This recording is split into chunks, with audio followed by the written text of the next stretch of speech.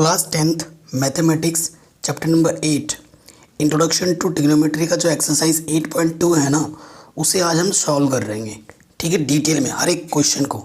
और उससे पहले ये जो टेबल है ना, ये टेबल बहुत ही महत्वपूर्ण है, बहुत ही इम्पोर्टेंट है। इस टेबल को याद करने का जो ट्रिक है 2-3 तरीक़ों से, वो मैंने सेपरेट एक अलग वीडियो बना रखी है, उसकी मैं लिंक दे दूँगा डिस्क्रिप्शन पे, उसको ज़रूर देख लेना। ठीक है, देखो ये टेबल बहुत ही ज़रूरी है। ये आपको अभी नहीं, क्लास 11, 12 फ्यूचर में अगर कोई कॉम्पिटिटिव एग्ज़ाम देते हैं ना, तब भी ट्रिग्नोमेट्री की प्रॉब्लम आते हैं जिसमें ये टेबल आपको याद होनी चाहिए। अगर ये टेबल आपको याद हो जाती है तो ये जो क्वेश्चन है ना, वो आपके लिए एकदम हलवा है, चुटकियों में सॉल्व हो जाएगा। ठीक है, सो आपको कैसे याद करना मैं बता देता हूँ।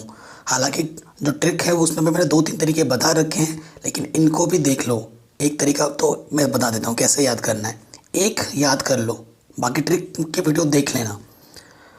साइन कैसे याद करो, जैसे कि साइन 0 की वैल्यू 0 होती है, ये साइन एंगल है। ये साइन 30 की वैल्यू 1/2 होती है, साइन 45 की वैल्यू 1/√2 होती है, साइन 60 की वैल्यू √3/2 होती है, और साइन 90 की वैल्यू 1 होती है। ये वाला याद कर लोगे ना तो ऑटोमेटिकली कॉस वाला याद हो जाएगा। देखो ये 1 यहाँ था तो यहाँ आ गया, ये यहाँ आ गया, बीच वाला वहीं रहता है, ये यहाँ आ गया और ये यहाँ आ गया। ठीक है, यानी कि cos 0 की वैल्यू 1, cos 30 की वैल्यू √3/2, cos 45 की वैल्यू 1/√2, cos 60 की वैल्यू 1/2 और cos 90 की वैल्यू 0। साइन का याद करोगे तो cos का ऑटोमेटिकली याद हो गया। और एक फॉर्मूला होता है, अगर आपको 10 का पद नहीं याद है, सपोज़ करो आपको 10 का नहीं पता है, तो 10 का निकालने का जो फॉर्मूला होता है tan थीटा, वो क्या होता है, sin theta upon cos theta. जैसे आपको पता करो tan 0 का निकालना है, tan 0 की वैल्यू, तो क्या होगा sin 0 अपॉन cos 0। देखो sin 0 की वैल्यू कितनी है 0, और cos 0 की वैल्यू कितनी है 1, तो 0 अपॉन समथिंग क्या होता है 0, तो tan 0 की वैल्यू कितनी है 0। ये देखो tan 0 की वैल्यू 0। तो कोई टेंशन नहीं लेना है, वो ट्रिक मैंने पूरा बता रखा है।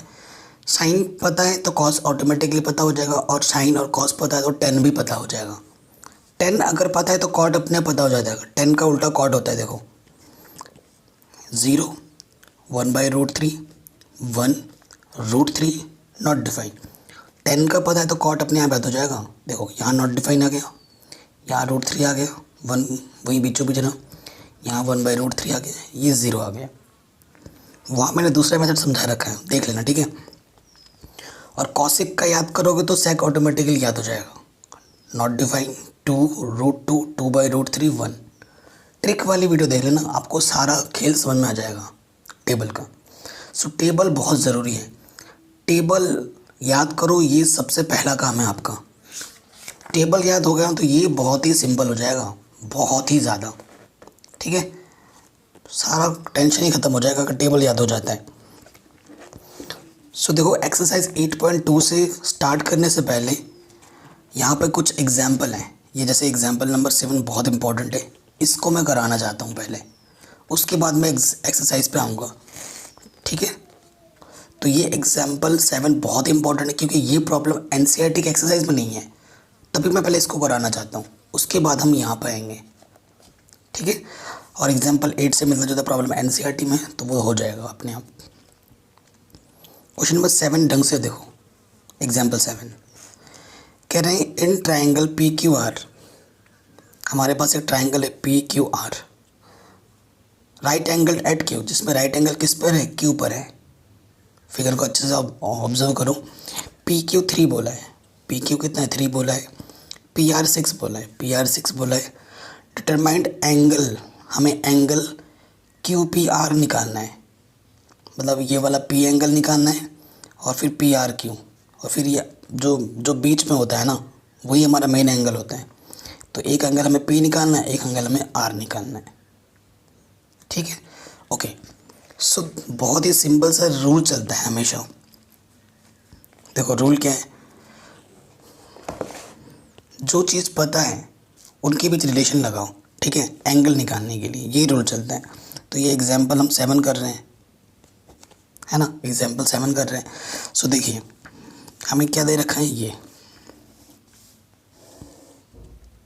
देखो बाकी सभी चैप्टर्स मैंने करा रखे हैं एनसीईआरटी के, सबके लिंक्स मिल जाएंगे डिस्क्रिप्शन पे। और इस वीडियो को मैं रीशूट कर रहा हूँ क्योंकि जो पहले मैंने क्वेश्चन ये 8.2 कराया था ना, उसमें कुछ कैलकुलेशन में मिस्टेक्स हो गई थी।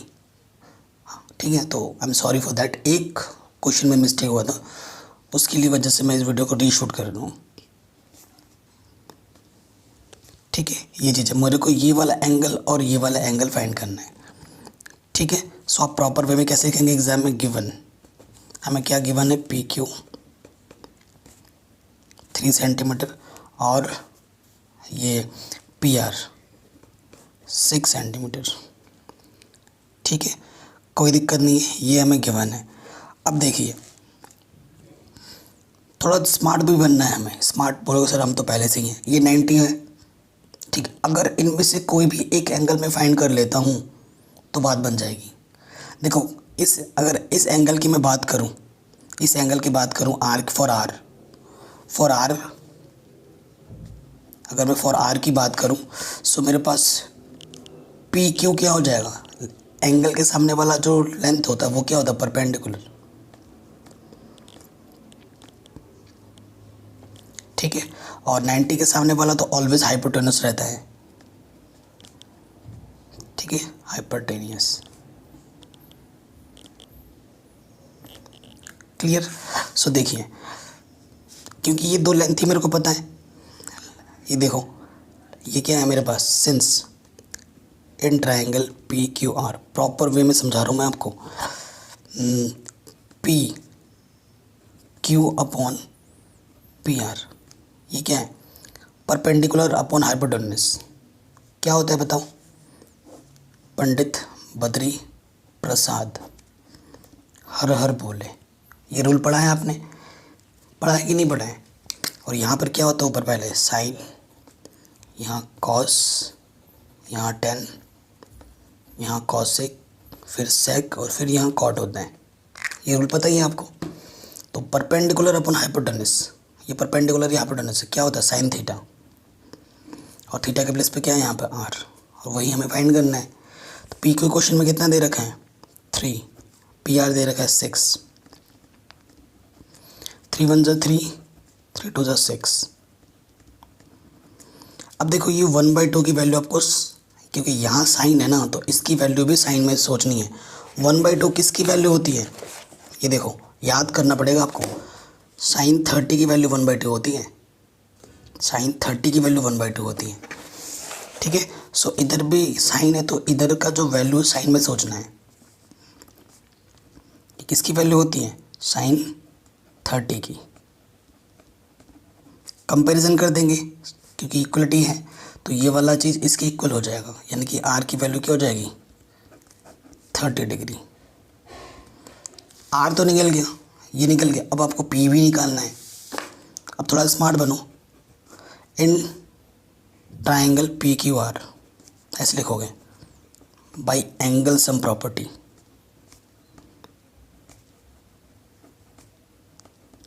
बाय एंगल सम प्रॉपर्टी लगा दोगे आप। एंगल सम प्रॉपर्टी क्या कहती है? कि जितने ट्राइंगल हैं, कि जो एंगल है उनका एडिशन कितना होता है? 180 होता है ट्राइंगल में।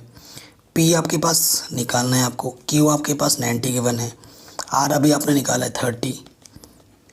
ठीक है, सो 180, ये प्लस का क्या हो जाएगा? 120। उस तरफ जाके क्या होगा? 120 माइनस में हो जाएगा। सो पी की वैल्यू क्या हो जाएगी? 60 डिग्री।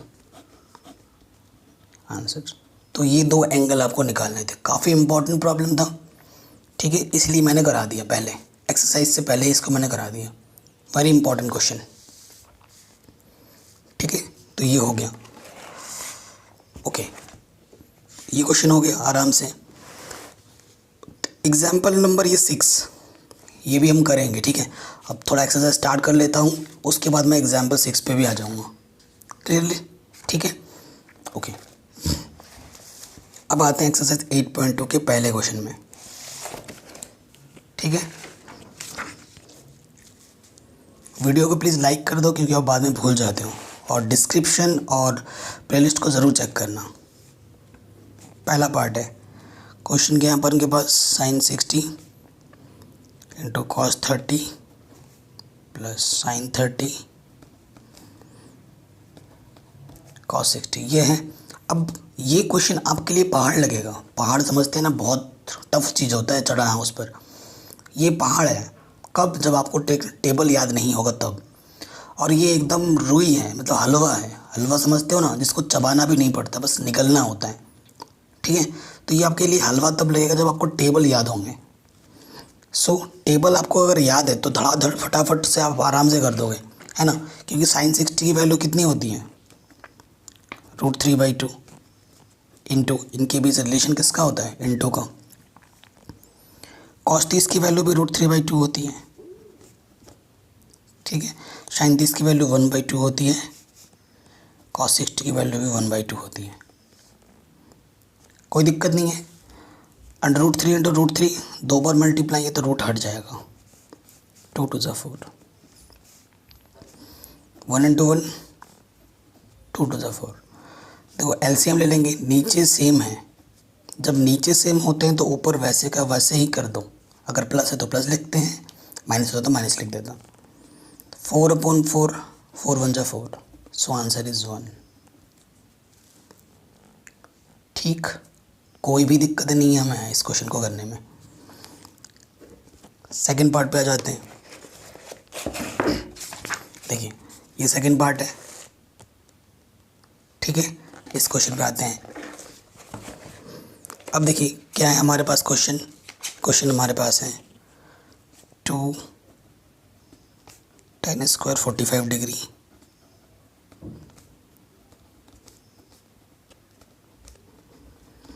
ये चीज़ है। अब मैं आपको एक चीज़ बताता हूँ, कभी भी ट्रिग्नोमेट्री में एंगल का स्क्वायर नहीं होता है। ये जो एंगल है ना, इनका स्क्वायर कभी नहीं होगा। स्क्वायर किसका होता है, ओनली ट्रिग्नोमेट्रिक फंक्शन का और कांस्टेंट टर्म का। कभी भी एंगल्स का स्क्वायर नहीं होता है, ये अपने मन में गांठ बांध लो। ठीक है, ओके। इसका मतलब क्या है, tan स्क्वायर 45 का मतलब क्या है कि tan 45 का स्क्वायर। इसका मतलब क्या है, ये चीज़ क्लियर। अब वैल्यू पुटअप करेंगे, इनटू tan 45 की वैल्यू 1 होती है। ठीक है, cos 30 की वैल्यू होती है √3/2 स्क्वायर, sin 60 की वैल्यू होती है √3/2 स्क्वायर। ये प्लस का है, ये माइनस का है, कैंसिल आउट। 2 1 का स्क्वायर क्या होता है 1, 2 इंटू 1 2 आ जाएगा। कितना सिंपल है और कितना आसान है बताइए, है कि नहीं। तो ये क्वेश्चन भी हमारा इजीली बन गया। अब आते हैं इसके थर्ड पार्ट पे। ठीक, वही रहे, चाहे क्वेश्चन कोई भी हो, रूल तो वही है, बस वैल्यू बताओ और सॉल्व करो।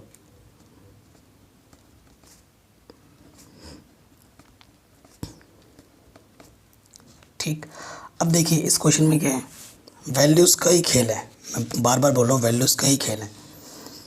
cos 45 की वैल्यू कितनी होती है 1/√2।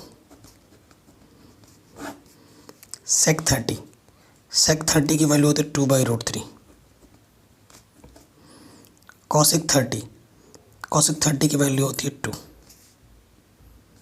इसके अपोन में कुछ नहीं तो 1 ले लेते हैं। ऊपर एक ही टर्म है तो उसको वैसे का वैसे ही रखो, नीचे एलसीएम आ जाएगा, इसकी प्रोडक्ट कर दोगे, 3 1 3, इसकी मल्टीप्लाई इसके साथ 2 1 2, इसकी मल्टीप्लाई इसके साथ 2√3। आपको रूल पता ही है, इसकी मल्टीप्लाई इसके साथ होती है, डिवाइड इसकी मल्टीप्लाई इसके साथ, √3 1 √3 और यहाँ से आ जाएगा √2 इंटू 2 + √3। अब देखिए थोड़ा और सिंप्लीफाई करते हैं, √2 से अंदर मल्टीप्लाई करोगे तो 2√2 और √3 अंडर के अंदर 3 × 6 हो जाएगा। ठीक है, अब क्या है देखो, ये हमारा आंसर नहीं है। आप एनसीईआरटी से मैच करोगे तो आंसर मैच नहीं होगा। क्यों, कभी भी रूट को नीचे नहीं छोड़ते हैं, हालांकि ऊपर आ सकता है लेकिन नीचे नहीं छोड़ते हैं। ये सिंप्लीफिकेशन करने का एक रूल समझ लो, ठीक है। सो रूट को हटाने के लिए एक ही तरीका है, क्या करें, रैशनलाइजेशन।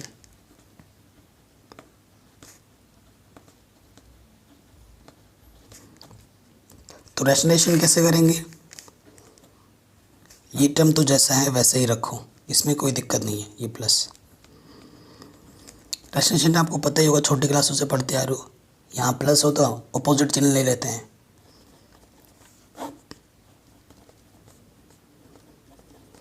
ठीक है, अपोजिट साइन से ऊपर नीचे क्या कर देते हैं, मल्टीप्लाई। ठीक है, बाकी क्वांटिटी सेम रखते हैं, यहाँ हमें कोई दिक्कत नहीं होनी चाहिए, नहीं है। अब देखो ऊपर से क्या है, √3 से चाहो तो अंदर मल्टीप्लाई कर दो या ऐसे ही रहने दो, 2√2 2√6। ठीक है, ऊपर ये रखा, नीचे क्या होगा, देखो एक रूल आपने पढ़ा होगा, a + b × a - b क्या होता है, a² - b²। ये a के प्लेस पे है, ये b के प्लेस पे, तो a का स्क्वायर b का स्क्वायर। ठीक है, सिंस इसका मतलब क्या हुआ,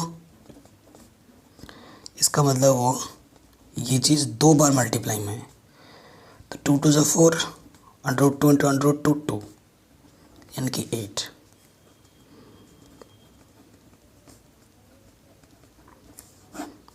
ठीक है, तो यहाँ से देखो इसके प्लेस पे 8 आ गया और इसके प्लेस पे क्या आ जाएगा, 2 × 4 6 24। तो ऊपर से क्या आएगा, √3, चाहो तो 2 कॉमन निकाल लो, 2 कॉमन निकालो, यहाँ से बचा √2 √6, तो यहाँ से क्या आ जाएगा, -16, 2 8 16।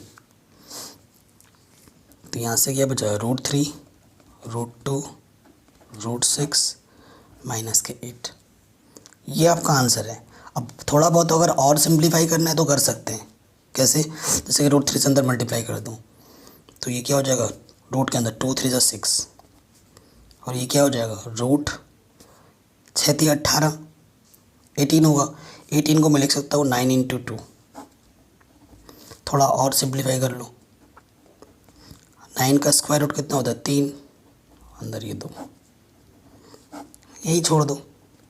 ठीक है, ये आपका आंसर आ जाएगा, कोई दिक्कत नहीं है, इजीली हो गया।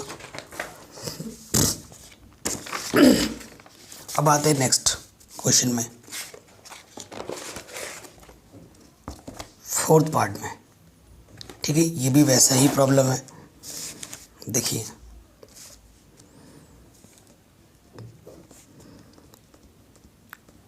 sin 30 tan 45 cos x 60।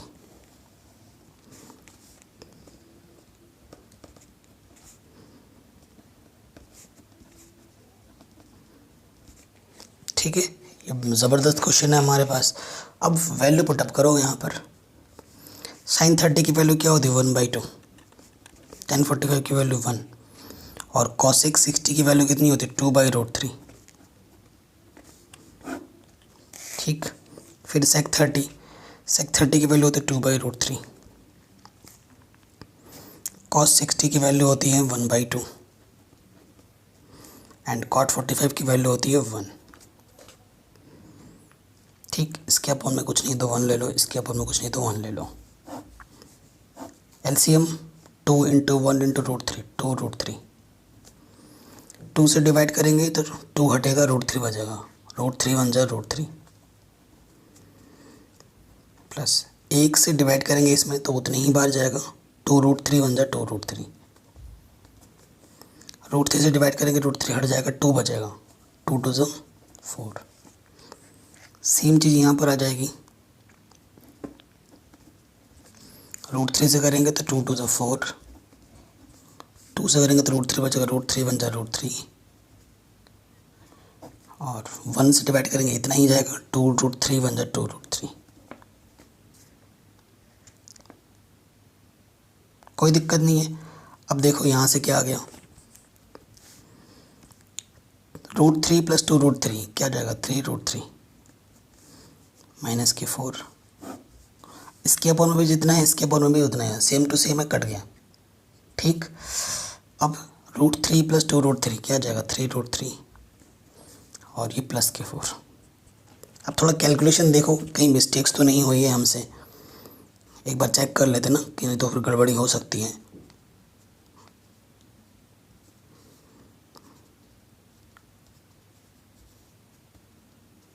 हाँ, कैलकुलेशन में तो कोई मिस्टेक्स नहीं दिख रही है। देखो आंसर अब यहाँ पे नहीं छोड़ सकते, क्यों? क्योंकि रूट नीचे है, तो हम क्या करेंगे रैशनलाइजेशन।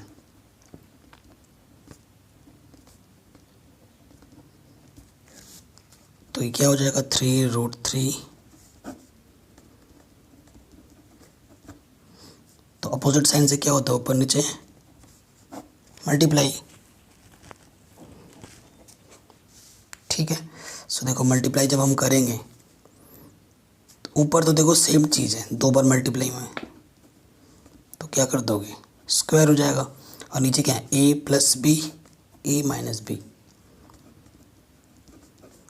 a का स्क्वायर b का स्क्वायर, और ऊपर क्या है a - b का होल स्क्वायर। 2 फॉर्मूला मैंने यहाँ पे यूज़ किया है, ये क्या है a + b × a - b ये वाला, और एक फॉर्मूला यूज़ कर रहा हूँ मैं, कौन सा a - b का होल स्क्वायर। तो क्या होगा a का स्क्वायर b का स्क्वायर 2ab।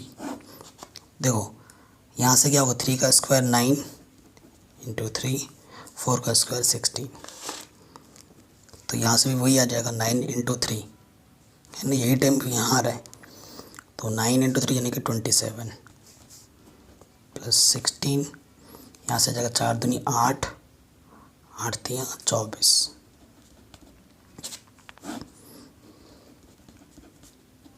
ठीक है, तो देखो कितना आ जाएगा 7 × 6 13 43, और यहाँ से आ जाएगा 24√3। हाँ, 7 में से 6 गया 1, 2 में से गया 1, ये मेरा आंसर आ जाएगा। ये मेरा क्या जाएगा आंसर। ठीक है, तो ये क्वेश्चन भी हमारा इजीली बन गया।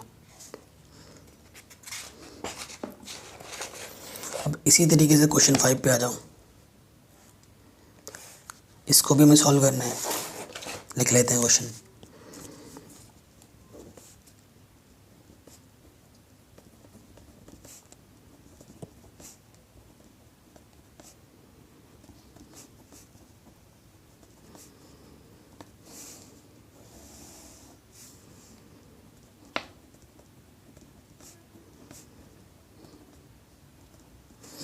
अब इस क्वेश्चन में ना आगे चल के एक प्रॉपर्टी पढ़ोगे कि sin² थीटा + cos² थीटा की वैल्यू 1 होती है, बट हम यहाँ पर वो नहीं लगा सकते, लेकिन जब एग्ज़ाम में क्वेश्चन आएगा तो आप डायरेक्ट लगा सकते हो, क्योंकि अभी हमने वो चीज़ पढ़ी नहीं है, तो मैं यहाँ आप उसका उपयोग नहीं कर रहा हूँ।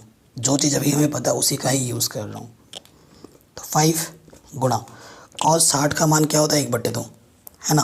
cos 60 की वैल्यू क्या होती है 1/2, वो मान रख दो। स्क्वायर है तो स्क्वायर कर दिया। sec 30 की वैल्यू होती है 2/√3 स्क्वायर। tan 45 की वैल्यू 1 स्क्वायर, स्क्वायर है तो स्क्वायर कर दिया। नीचे sin 30 की वैल्यू 1/2, cos 30 की वैल्यू √3/2 स्क्वायर, स्क्वायर कर दिया। 5 1 का स्क्वायर 1, 2 का स्क्वायर 4, 2 का स्क्वायर 4, √3 का स्क्वायर 3, 1 का स्क्वायर 1। नीचे से देखो क्या आ जाएगा 1/4, √3 का 3, 2 का स्क्वायर 4। ठीक है, अब ऊपर जो भी है थोड़ा नीचे वाला सॉल्व करके आपको आइडिया दिला देता हूँ। एलसीएम क्या जाएगा 4, और ऊपर क्या हो जाएगा 1 + 3। देखो ये वाला टर्म तो जैसे का है वैसे ही रहेगा। ठीक है, मैं लिख के टाइम वेस्ट नहीं कर रहा हूँ। और यहाँ पर क्या हो जाएगा 4/4 यानी कि 1। तो ऊपर कुछ भी रहे और अगर उसको 1 से डिवाइड करोगे तो ऊपर जो रहता है वही रहता है ना, ये पता है। यानी कि यहाँ पर सिर्फ इतना ही बचेगा, और ये 1 आ जाएगा, ये सॉल्व होकर क्या आ जाएगा 1। ठीक है, तो 5 इंटू 1 5/4, 4 4 = 16/3 माइनस के 1। अब में कुछ नहीं तो 1 ले लो, 4 3 = 12। एलसीएम लेंगे, डिवाइड करेंगे 3 बार जाएगा 3 3 5 15, 4 बार जाएगा 16 चौको 64, 12 बार जाएगा 12 एकम 12, तो ये 9 6 और 1 7, तो यहाँ से क्या जाएगा 9 में से 2 गया 7, 7 में से 1 गया 6, 67/12 ये आ जाएगा आंसर। ठीक है, कोई दिक्कत नहीं है, आराम से हो गया। ओके, आगे बढ़ते हैं नेक्स्ट क्वेश्चन पे।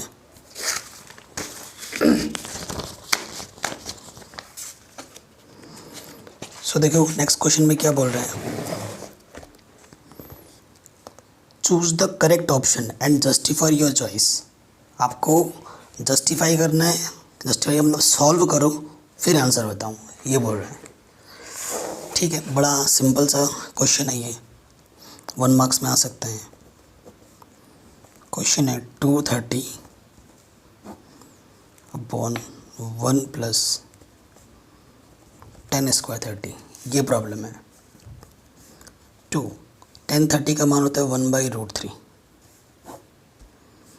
1 + 10 30 का मान होता है 1/√3 स्क्वायर, यहाँ स्क्वायर तो स्क्वायर कर दिया, 2 1 = 2/√3, 1 का स्क्वायर 1, √3 का स्क्वायर 3, यहाँ एक ही टर्म है तो वो तो वैसे का वैसे ही रहेगा। अब इधर एलसीएम क्या जाएगा, इसके अपन 1 लो, 3 1 = 3, इसकी मल्टीप्लाई इसके साथ, इसकी मल्टीप्लाई इसके साथ, तो यहाँ क्या आ गया 2/√3 4/3। आपको पता है इसकी मल्टीप्लाई इसके साथ होती है, डिवाइड इसकी मल्टीप्लाई इसके साथ,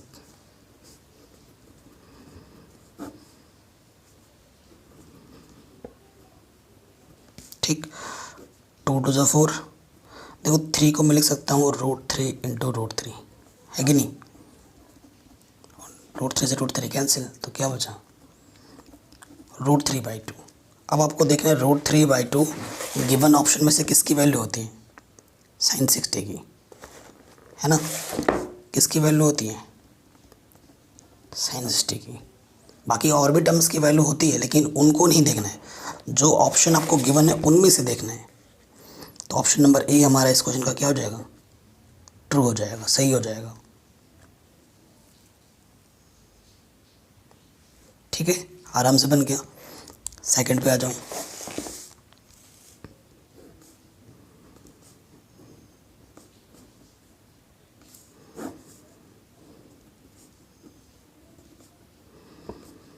अब देखो 1045 की वैल्यू 1 होती है, यहाँ स्क्वायर तो स्क्वायर कर दो, प्लस 1045 की वैल्यू 1 होती है स्क्वायर, 1 का स्क्वायर 1 होता है,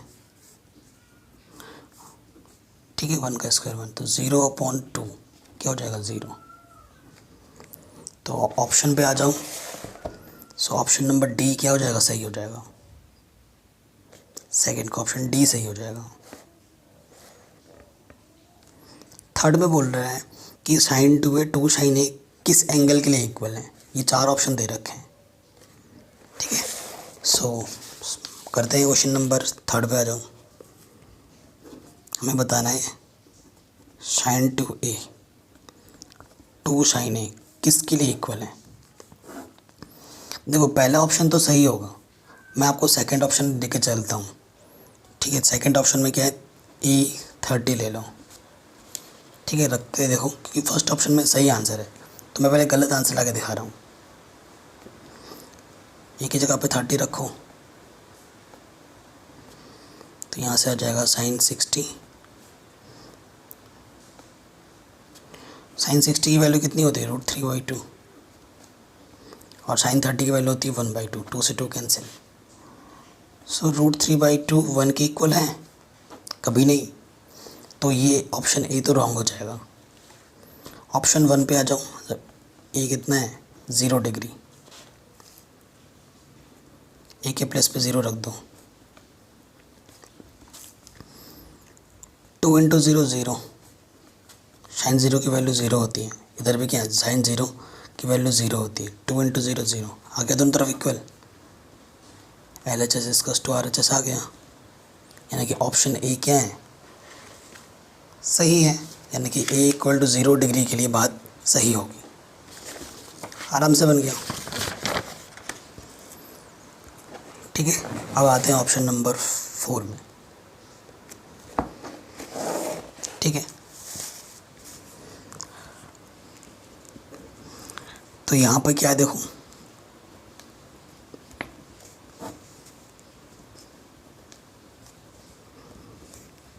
टू 1030 की वैल्यू 1/√3, वही क्वेश्चन है, बस नेगेटिव पॉजिटिव की जगह नेगेटिव कर दिया है। ठीक है, स्क्वायर है तो स्क्वायर कर दिया। 2 1 जा 2, √3, 1 का स्क्वायर 1, √3 का स्क्वायर 3। इसके अपन में कुछ नहीं तो 1, 3 1 जा 3 एलसीएम, इसकी मल्टीप्लाई इसके साथ, इसकी मल्टीप्लाई इसके साथ।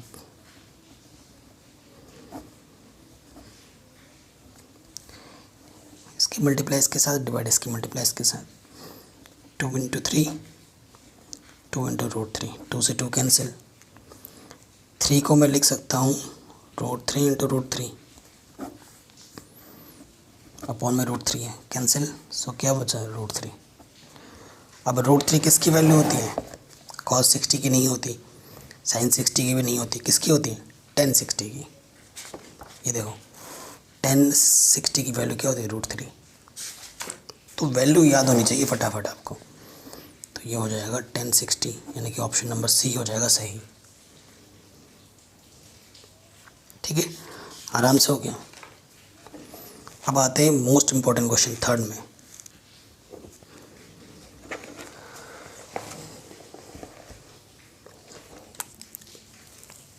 क्या बोला है, if tan a plus B √3 है, tan a माइनस बी 1/√3 है, और a प्लस बी 90 डिग्री से या तो 90 डिग्री होगा या उससे छोटा होगा और 0 से बड़ा आएगा, और a की जो वैल्यू हो वो b से बड़ी होगी। ये रिस्ट्रिक्शन दे रखा है, आंसर जो आएगा वो इन रिस्ट्रिक्शन को फॉलो करना चाहिए।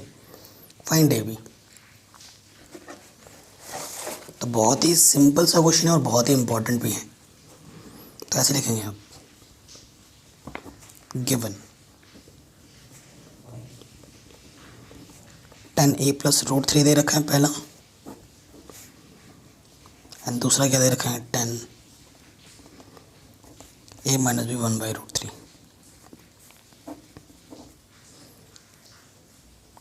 ठीक है, अब देखो इधर वैल्यू 10 में है तो इधर भी 10 में लेना है। जो भी ट्रिग्नोमेट्रिक फंक्शन इस तरफ होगा ना, न्यूमेरिकल वैल्यू को भी उसी में ही सोचना है, उसी एंगल में।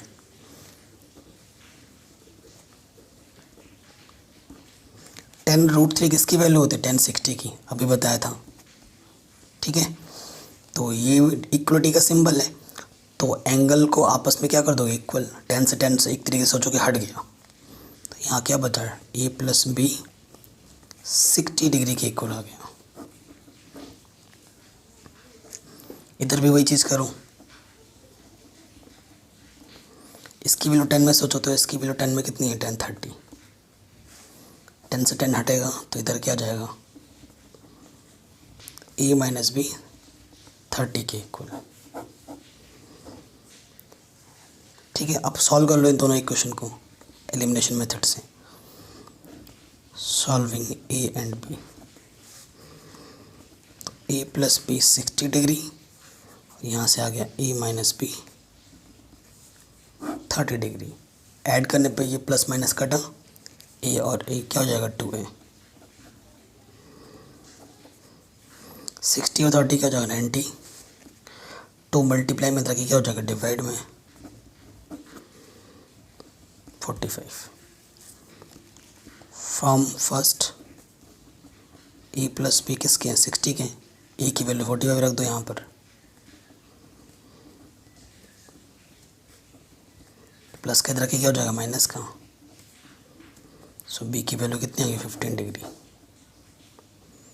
आंसर। ठीक है, ए की वैल्यू कितनी आई थी 45 और बी की वैल्यू कितनी आई 15। ठीक है, तो ये क्वेश्चन बन गया हमारा आराम से। अब क्वेश्चन नंबर 4 पे आ जाऊँ। कह रहे हैं state whether the following are true और फॉल्स, जस्टिफाई योर आंसर। ठीक है, आपको बताना है कि ये स्टेटमेंट सही है या गलत है। देखो, सही की बात तब होती है, सही का मतलब ये होगा हर बार सही होगा। अगर 1 करोड़ बार मैं चेक करूँ ना, तो अगर एक बार भी गलत हो जाता है स्टेटमेंट तो गलत है। ठीक है, सही का मतलब हर बार सही होगा, और एक बार भी अगर मना करता है तो वो गलत माना जाएगा। ठीक है, ओके। मैथमेटिक्स में एक्सेप्शन नहीं चलता है। आगे चलकर आप 11th 12th में जब जाओगे ना, तो केमिस्ट्री में एक्सेप्शन है। ठीक है ना, मतलब कभी रूल फॉलो होता है, कभी नहीं होता। रदरफोर्ड का रूल पढ़ोगे, नील बोर वगैरह वगैरह, तो उसके एक्सेप्शन है। लेकिन मैथमेटिक्स में कोई एक्सेप्शन नहीं चलता। जो चीज़ है उसे ही एक्सेप्ट किया जो हर बार सही है। अगर वो एक बार भी गलत हो रहा है तो उसको लिया नहीं जाएगा, भाई तू गलत है, तेरे को हम साथ में नहीं रखेंगे। ये चलता है रूल मैथ्स में। ठीक है, सो पहला कंडीशन हमारे पास क्या है, साइन ए प्लस बी साइन ए साइन बी होगा हर बार, ये बोला है। कभी कभी हो सकता है, ठीक है, कभी कभी हो सकता है, लेकिन देखो चेक करो। इफ़ अगर मैं ए लेता हूँ 30 डिग्री और बी लेता हूँ मैं 45 डिग्री, चेक करो। नहीं, बी लेता हूँ मैं 60 डिग्री, ताकि यहाँ एडिशन करने पे जो वैल्यू आए ना वो ट्रिग्नोमेट्रिक वैल्यू को पता हो। 30 एंड 45 ले लोगे तो क्या 75 है, 75 की वैल्यू थोड़ी ना पता है आपको, तो वैल्यू भी ऐसे सेलेक्ट करो चेक करने के लिए। तो इधर तो हो जाएगा 30 एंड 60 को ऐड करना है तो 90 हो जाएगा, डायरेक्ट लिख देता हूँ। और यहाँ आ जाएगा साइन 30, यहाँ है साइन 60। साइन 90 की वैल्यू 1 होती है, साइन 30 की वैल्यू 1/2, साइन 60 की वैल्यू √3/2। एलसीएम 2 ही आ जाएगा और ऊपर जो है वो लिख देंगे। तो ये चीज़ इसके इक्वल थोड़ी ना है, तो पहला ऑप्शन क्या हो जाएगा, रॉन्ग। ठीक है, पता चल गया रीज़न क्यों रॉन्ग है। तो ये इसका रीज़न है, एक बार भी मना करेगा तो मना हो जाएगा। फिर सेकंड बोला the value of sine theta increases as theta increases. कह रहे हैं वैल्यू ऑफ साइन थीटा की वैल्यू बढ़ती है जैसे जैसे थीटा बढ़ती है। देख लेते हैं टेबल में आकर। देखो साइन 0 की वैल्यू 0 है, ठीक है, 0 से बड़ा 30 हुआ। साइन 30 की वैल्यू 1/2 है, ओके, ये भी थोड़ा बड़ा हो गया। साइन 45 की वैल्यू 1/√0 और बड़ा हो गया। साइन 60 की वैल्यू √3/2 है और बड़ा हो गया इससे। साइन 90 की वैल्यू 1 है, √3/2 से भी बड़ा आता है 1। तो जैसे जैसे थीटा बढ़ रहा है साइन थीटा की वैल्यू भी वैसे वैसे इंक्रीज हो रही है। Clear. So option number second क्या हो जाएगा, ट्रू। और जस्टिफिकेशन में आप क्या लिखोगे, ये रूल पूरा लिख दोगे। साइन 0 की वैल्यू 0, साइन 30 की वैल्यू 1/2, साइन 45 की वैल्यू 1/√2। ठीक है, तो क्या लिखोगे, as we see that when theta is increasing the value of sin theta is also increasing, hence the statement is true। ठीक है, ये लिख देना। अब थर्ड पार्ट पे आ जाओ। कह रहे हैं the value of cos theta increases as theta increases. अच्छा, कह रहे हैं कि जैसे साइन के लिए बोला था ना, वैसे ही cos के लिए भी देखना है कि जैसे जैसे cos की डिग्री बढ़ रही है वैसे वैसे cos की वैल्यू भी बढ़ रही है। क्या ये सही है? देखो cos 0 पे वैल्यू 1 है, ओके। cos 30 पे वैल्यू √3/2 है, √3/2 की वैल्यू 1 से छोटी होती है। और क्वेश्चन में क्या बोल रहा है कि थीटा की वैल्यू जैसे बढ़ेगी वैसे ही cos की वैल्यू बढ़ेगी। ये तो यही पता चल गया भाई, गलत बोल रहा है ये तो स्टेटमेंट। जैसे जैसे थीटा बढ़ रहा है वैल्यू कम हो रही है, बढ़ नहीं रही है, कम हो रही है। When theta is increasing cos theta की वैल्यू क्या होती है, डिक्रीज करती है, घटती है। ठीक है, तो यहाँ क्या लिख दोगे, रॉन्ग, स्टेटमेंट इज रॉन्ग। क्यों? वही रीज़न, cos 0 की वैल्यू 1, cos 30 की वैल्यू √3/2, cos 45 की वैल्यू 1/√2, cos 60 की वैल्यू 1/2 and cos 90 की value 0. As we see that when theta is increasing, the value of cos theta is also decreasing. Hence the statement is wrong. ये बोल दोगे आप. Fourth option पे आ जाओ. क्या बोल रहे हैं? Sine theta is equals to cos theta for all values of theta. हर एक थीटा के लिए ये बात सही है. ये सही स्टेटमेंट सही है या गलत है वो आपको बताना है. देखो कभी कभी सही हो सकता है लेकिन हर बार सही है. देख लेते हैं. सपोज करो मैंने ले लिया theta. If theta is equals to 30 degree ले लिया, यानी कि sine 30 is equals to cos 30 होना चाहिए. देखते हैं चेक करके. साइन 30 की वैल्यू होती है 1/2 एंड कॉस 30 की वैल्यू होती है √3/2. क्या 1/2 √3/2 के इक्वल है? नहीं. तो इसने तो इस स्टेटमेंट को फॉल्स कर दिया. ठीक है, तो स्टेटमेंट फोर्थ क्या हो जाएगा? फॉल्स. जस्टिफिकेशन में इतना लिख दोगे. ठीक है. फिर बोल रहा है cot 0 is not defined for a equal to 0. सही बात है. देखो कॉट 0 की वैल्यू क्या होती है? अनडिफाइंड. सो ये स्टेटमेंट क्या है? ट्रू है. ये देखो कॉट 0 की वैल्यू क्या है? Not defined. ठीक है. तो इस तरीके से हमने ये एक्सरसाइज पूरी कर ली है. आप आराम से क्वेश्चन नंबर 8 कर सकते हो. Example number 8. ठीक है, इसको कर लेना. और बाकी इस पूरी चैप्टर का जो एग्जाम्पल्स है ना वो एक सेपरेट वीडियो में हमने करा रखे हैं. उसकी भी लिंक्स मिल जाएगी आपको डिस्क्रिप्शन पे. Thanks for watching. बेहतर प्रिपरेशन के लिए आप हमारा मेंबरशिप प्लान ज़रूर ज्वाइन करें.